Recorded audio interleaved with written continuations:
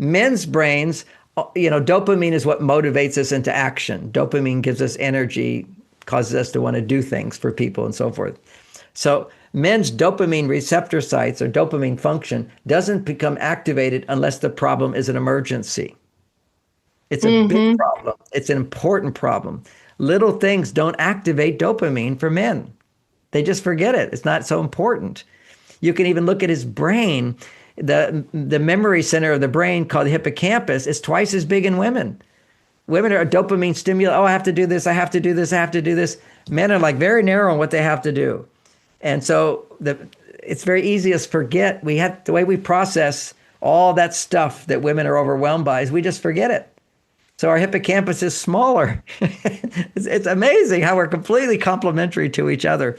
But I've learned the experience of doing little things for her, how happy it can make her. Now let's add to another thing for men.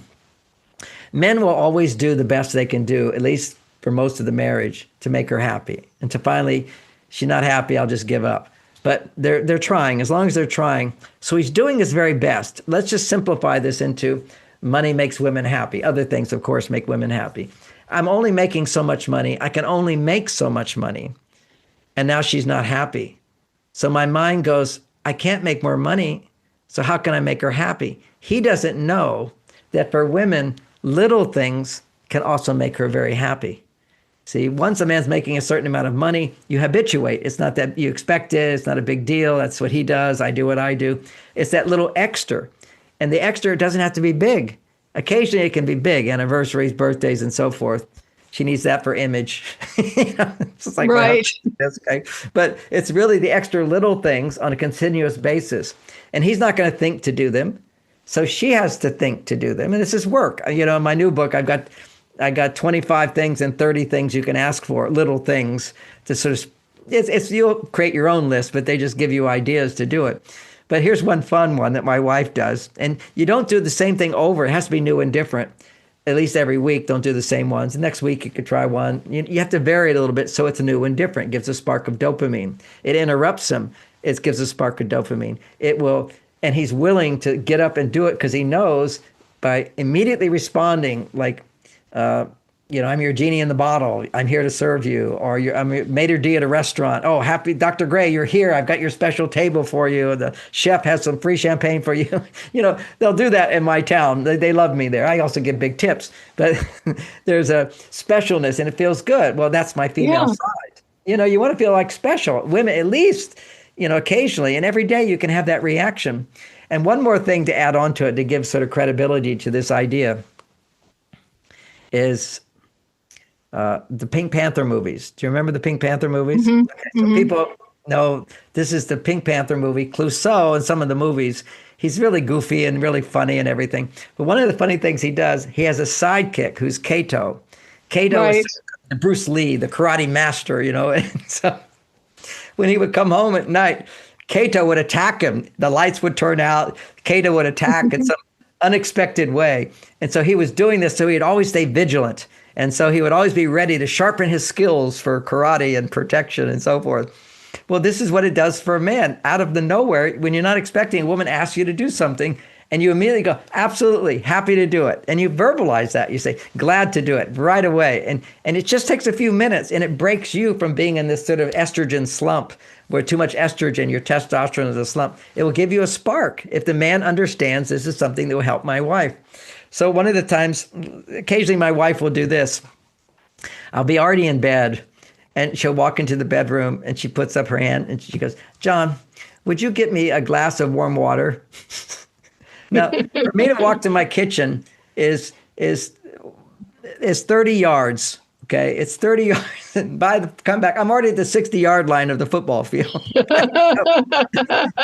do not want to get out of bed. I do not want to do this. But think about how refreshing it is for her to say, would you get me some warm water? And I say, absolutely. And a part of me in the beginning went, I do not want to get out of bed, but I'll do this. But you basically jump up right away. I say right away, happy to do it. And my pleasure, any of those things. And you go right, get the warm water, you bring it to her. Just feel like what a queen she feels like. I can just raise my hand, my husband will be just like that. And it just takes me 3 minutes. That's all it takes. Go get the purified water in the kitchen, bring it into the bedroom, go back to sleep. This is so profound. And even it happens now, which was back when I was married to Bonnie, she would never do this. I would never think to do this, but I'll be writing, okay? You know, when you're a writer, they say it takes you 23 minutes if you're interrupted to get back into your flow. But what's more important than my book is my wife. And so it does take me, I have to reread, go back several paragraphs. But I've told her anytime, you know, at least once a day, if you come up to me while I'm writing, just raise your hand. What is it? And I'll stop right away. That means anytime a man's in his cave, raise your hand. Just don't wait to the last 3 minutes of a basketball game. Okay, that have a little compassion. Right. You know, well, Bonnie used to do that. I mean, I don't know if she intuitively did it or it just happened, but sometimes when she was feeling neglected, she would wait till the end of the basketball game, which is the score is like back and forth, just like that, and she'd carry a box that she had asked me to. And she'd stand in front of the TV set, like, this is the box you were supposed to get for me. We eventually learned how to ask. She eventually learned how to ask for help rather than just expecting it. Because that's another art to asking. Just because a man forgets your request the first time doesn't mean he's not willing to do it. It means it just hasn't gotten to the threshold of producing enough dopamine for him to remember. So the art is that if your husband forgets to do little things, what you can do as you do this technique of understanding men. You ask the first time and then assume he's going to forget because he's forgotten before these things. Often women go, why bother asking? He's going to do it. He's going to forget. It's easier for me to do it myself. Boom, you're back to being a man, not a woman. So you want to find things that are easy for him to do that are beyond this 5 minute. That's one technique. This is the ask 3 times technique. And that technique is you ask the first time, you know he's going to forget it.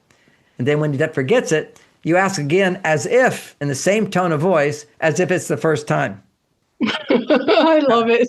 What does a woman normally do? She'll point out to him, you forgot to bring home the milk.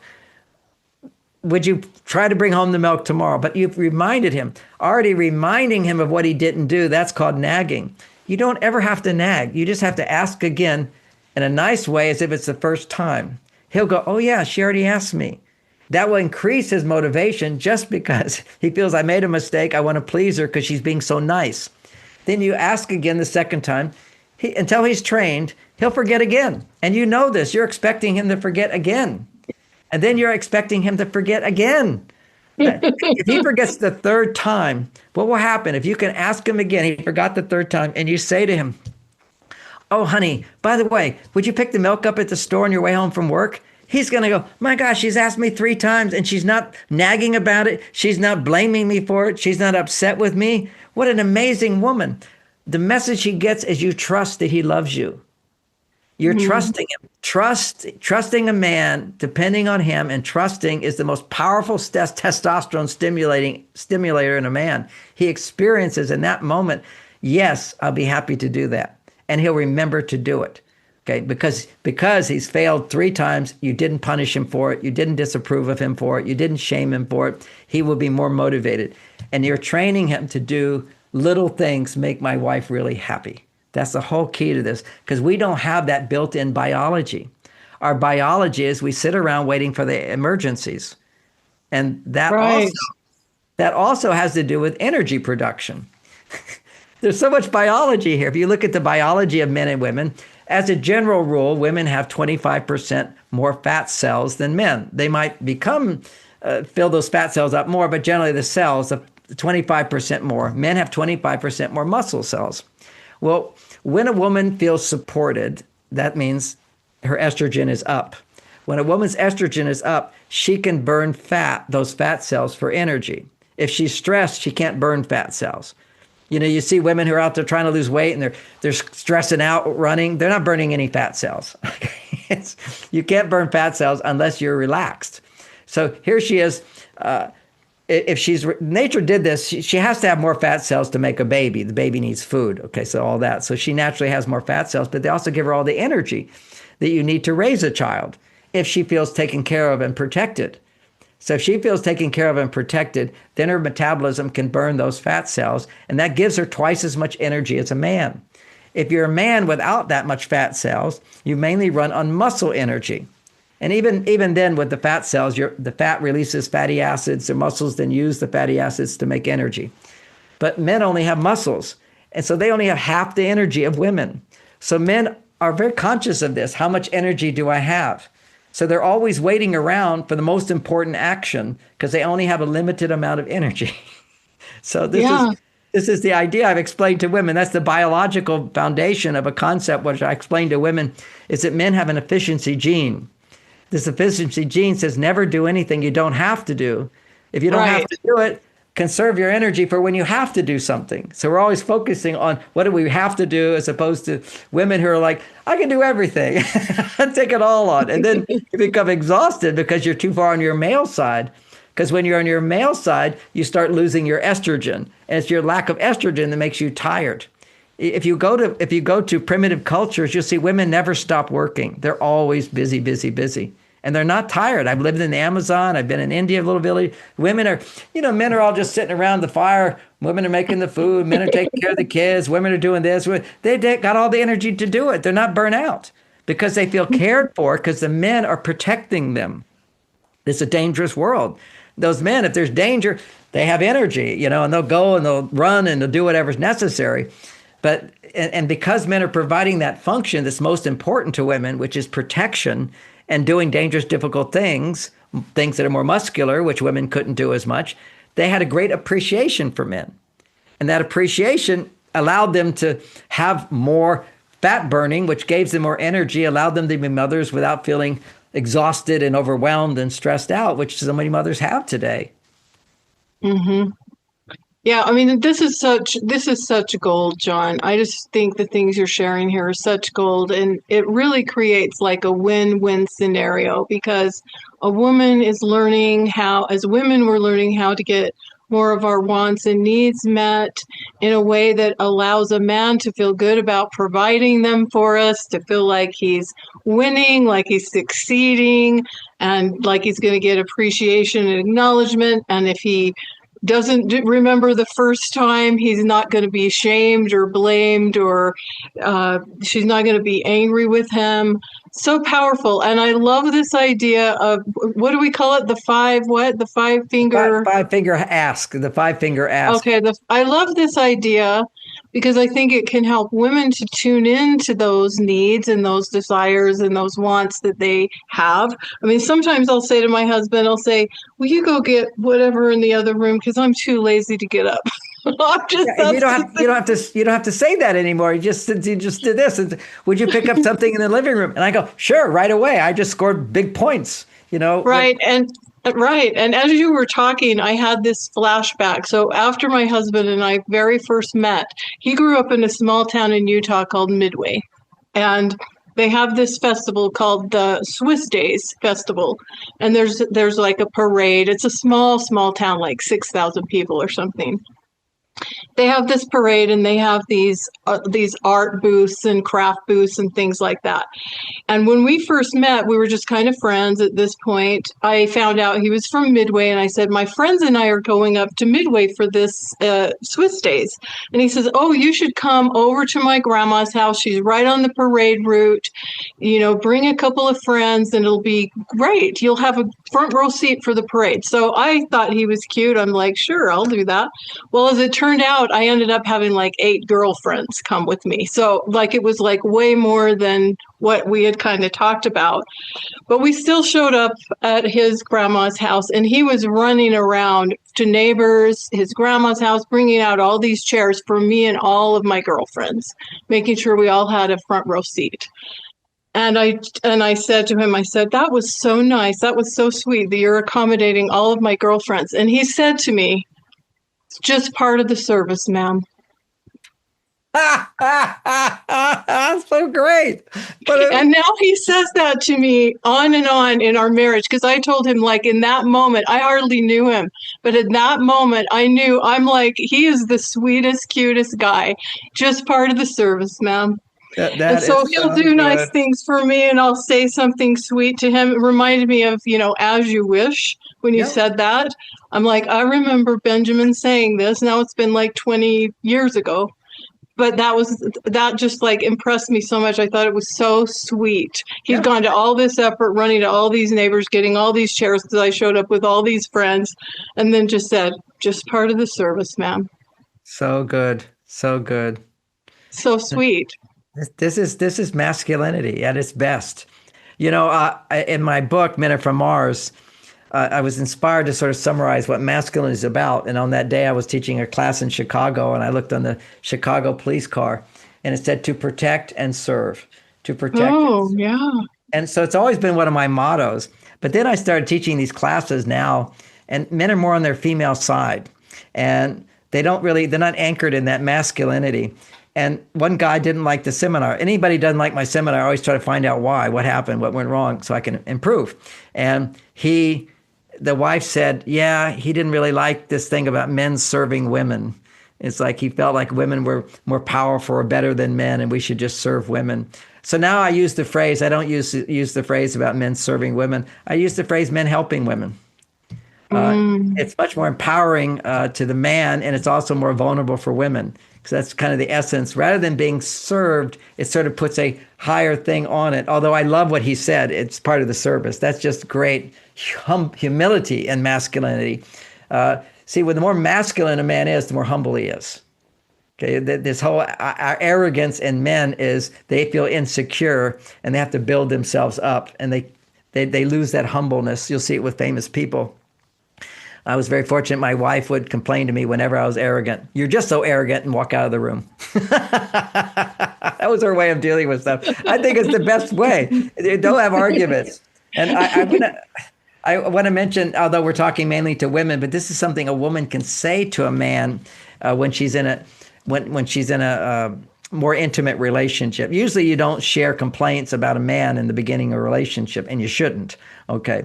But later in a relationship, complaints will pop out. Oh, why didn't you do this? You forgot this, or this happened. Or she's just upset. Oh, we're late. Why are we always late? Any kind of thing like that. She's upset about something. And men a woman can, basically, she can do this. She can go to him and say, sometimes when I'm stressed or we're rushed or something has shifted, I overreact. It's a natural thing for a woman. I just have a strong emotional reaction. And what I want you to know is that I need your help at those times. And the way you could help me is don't say anything other than pause if I've said something, then just simply say 3 words, I hear you. And don't say anything more. Let the silence be there. And in that silence, I'll come back to my center. I don't need you to say anything. Anything you say won't help me. Because often if you're upset, men will say, well, don't worry about it. It's not a big deal. We don't have to get there on time. Anytime a woman is stressed, don't talk. So you say to him, but he needs to feel like I can do something. So what he can do at those times when you're complaining about him or a situation or you're upset about something is that the way you can help me at those times, because my emotions are more sensitive. That's called being a humble woman. I tend to overreact. Things have a bigger impression. Sometimes I make a mountain out of a molehill. But when I do that, what helps me is if you simply just say, I hear you, and don't say anything else. And in that silence, I can come back to my center. It's very profound. And part of how I learned this is all experience and so forth. It saved my marriage. My marriage was always never going to go anywhere, but with Bonnie, it was just made it so much more peaceful, because there'd be these tense moments where she would just be so upset when I'd forget something or something went wrong, and she'd look at me, and it was like she's looking at me and I'm supposed to say, I'm so sorry. But when a woman is overreacting, making a big deal out of something small from his point of view, and it is a small thing. If she was having a free from stress day, she wouldn't be upset. But it's the straw that breaks the camel's back. She has an eruption. Right. So she says something. And what I learned to do, and she'd look at me, and she's like looking for me for validation. And for many women, validation would be for a man to say, oh, I'm so sorry. But a man can't say, I'm so sorry for something that is an exaggerated mistake. Okay, it's a little thing. You don't say, oh, I'm so sorry. And particularly when a woman is activated stress, it's impossible for a man to authentically say, I'm sorry. So what I could do is I can say, well, I can apologize for that. I apologize for that. That at least I don't have to connect with fake feelings, because to apologize is not feelings, because I'm not feeling any. I'm triggered too. If she's triggered, it will trigger me. So I'm not going to suddenly feel like, oh, I'm so sorry. That's a very vulnerable place for a man to go. And he can go there, of course, if something was legitimate, like you kept me waiting for 3 hours. I was lost. I'm so sorry. You see, that's a legitimate time. It's more reasonable for her to be upset. So anyway, from my point of view, I saved all that confusion, everything. She'd get upset with me, and I would just say, I'd look at her, I go, I hear you. That's it. Those 3 magic words, I hear you. Because what's the point of communication? Is you said that, and I've heard her, and I do hear her. I hear you. And then let the silence be there. And so I had something to do whenever my wife complained. Otherwise, what all a man can do is defend himself.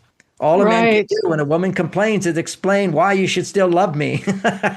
You're upset. You shouldn't be critical of me. This is why there's a reason why I did this and a reason why I did that. No, you don't have to do anything. You just simply say, I hear you. And let the silence, it will settle. Just be calm. And he can be calm. It's harder for her to be calm at that time. He can be calm if he did what she's asked him to do.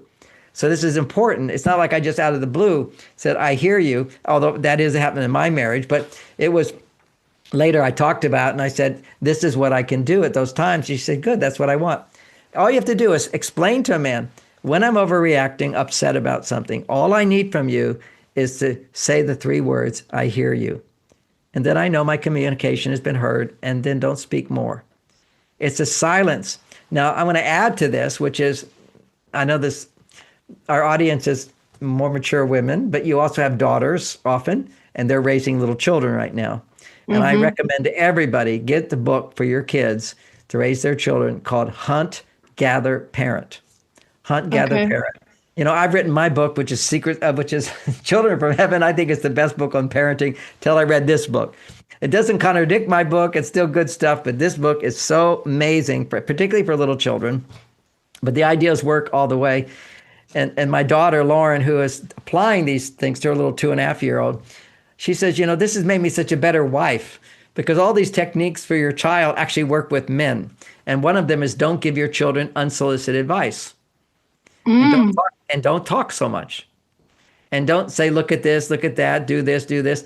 Their brain is developing all on its own. They're going to look where they want to go. They're going to go where they want to go. They're absorbing everything. You don't talk so much to your children. And when the child cries, gets upset, don't say anything. Hold them in your arms and just walk out in nature. And just look at the flowers, look at the sky, look at something beautiful. And they will calm down. Don't put any attention on the upset other than they'll cry, reach out. You hold them in your arms. You don't use logic. You don't try to talk them out of their feelings. You train them in how to naturally come back to center that everything's okay by simply not talking and resonating with nature. Because almost anything you say to a child when they're crying or upset is telling them not to be upset. See, you're just giving the message, don't be where you are. Instead of what you need when you're upset is to feel my love, my connection, and for us to go somewhere where we're resonating that's peaceful and beautiful. And the child learns how to quietly, on their own, come back to center. And we can rewire our brains as adults. When a woman's upset, I hear you, and let there be silence for a while. Now, if you're just silent, what happens is a man's feeling inside, I have to defend myself because I haven't done something to make her feel better or to correct her or make it, because he has to feel I'm doing something that you've asked him to do to solve the problem. We always want to solve the problem. And if we can do something to solve the problem, and we heard you have a need, our mirror cells will start opening. We can feel some compassion. Otherwise, we will feel defensive. So this is profound information. I think it can change people's lives. Yeah. I mean, it sounds like this book, I was thinking as you were talking, I'm like, we're all still children inside in so many ways, right? Yes. We are in so many ways. We're still so childlike. And so it does sound like the book that you're recommending there could work for relationships, for people. I mean, children are little people. They're small people. They're small human beings, and we're all, I look at myself or I look at others sometimes and I'm like, we're still all children inside in so many ways. Well, we want to be in touch with our child, but we also want to be a grown-up. Right. And we want to integrate all these parts of the brain, which is what happens when, see, one of the differences that happens for for males at puberty, we're all like little girls in terms of estrogen. But at puberty, little boys, 20 times more testosterone, a surge. And for little girls, a huge amount of estrogen when they start having their period. So we shift from that place of innocence and purity. And, we're just sort of bathing in the perfection of life to the extent that our parents can create a non-stressed environment. And what the research shows is that children's brains, most children's brains shrink. Not all children's brains shrink as they get older. That's how you raise your children. If you do the thinking for your children, their brain starts to shrink. This is what's happened in the school system as well, is we teach children what they should remember rather than teaching them how to think. So telling children what to do, they become good little soldiers following orders, will actually cause the brain to shrink because now they're no longer thinking what's the best thing to do. So one of the examples from this book, which applies to relationships with men as well, is, of course, I already wrote that one in Men Are From Mars, but when you have a child, you just see how profound this works, is don't give men unsolicited advice. Don't give children unsolicited advice. Don't tell them what to do. Give them opportunities to where they're curious and what is available to them. And it's a lengthy book. And my daughter says nobody will get it unless you read it 3 times. That might be true of Men Are From Mars as well. You can't really fully get it unless you read it again and again and you practice it and you realize the many ways you forget to do it. But for women, with a child, here's an example of telling a children, having them decide what to do. So I'm at her house, and this is a baby who's like, I think 1.5 years old at that point. And she's exploring, she's reaching out, and she's at a drawer. And she's moving the drawer in and out. And immediately I want to say, oh, don't do that. It will pinch your finger. Okay, don't do that. It will pinch your finger. What Lauren would do from the book is she just simply says, if you do that, it will pinch your finger, and then look away. And now they're left to decide on their own. If you look at them, if you do that, it will pinch your finger, and you look at them, they'll still do it. But if you say, first of all, they're going to make the decision, okay, to make a change. So you said, if you do that, it will hurt your finger. It will hurt a lot, and then look away. And it's up to them to decide. Now you sort of glance to make sure if it was something dangerous, you would be more attentive. Otherwise, you just look away. Now you're up to deciding. We're going for walks. If she starts to walk into the street, I say, if you go into the street, you can get hit by a car. That will hurt a lot. And she'll walk back to the curb and go, and then you just look away. So they get to decide on their own. They're using their developmental thinking of making decisions on their own. This is at 1 year old. This is at 2 years old. This is a child who basically, the other major thing is not all parents can do this, but whenever you're with your children, let them do adult things. Don't just have them play games and whatever. That can be a small part of their life, but have them. If you're folding laundry, they should be folding laundry with you. When you're bringing the groceries into the store, you hand them something to carry, so they're feeling they're doing big people's things all the time. This child at 2 years old will notice, she'll notice my shoes and put them in the right place. She'll see dirty laundry and put it into the dryer or into the washing machine, or take it out of put it into the hamper. I mean, it's amazing. From this book, they study children who always participate in family chores with no resistance. They're great joy. They're so happy to do what parents do. It's like with me, Grandpa, we always, do the machine to make the lettuce, to dry the lettuce for dinner. Whenever they're making dinner, she's always a part of the dinner, making the process, just giving her something.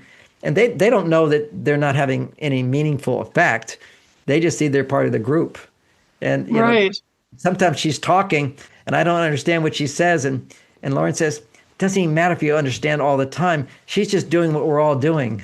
just continue on. They just want to be part of the whole. And the more they can be part of you, the more they can absorb you in a positive way. Be part of is a very profound need that we have as human beings. And to feel that you're meaningful.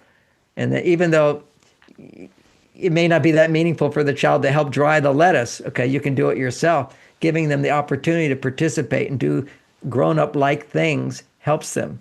She sees her parents on the phone talking almost every day at 7:30. She calls me.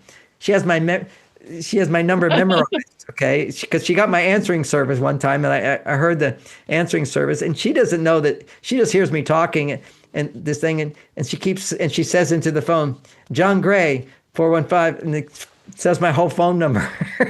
This is a 2-year-old knowing my phone number, calling me, Gaga, Gaga, and then nothing to say. And I said, what do you want to tell me? Oh, Gaga, and then we hang up. It's very, very sweet. They just want to be doing adult things. And the more you can let them do adult things with you, the more the brain develops, as opposed to this brain shrinking by always telling children what they should do, when they should do it, and so forth. This is only a few pieces of the book, but it's very profound. But the thing we apply to relationships with men is don't give unsolicited advice.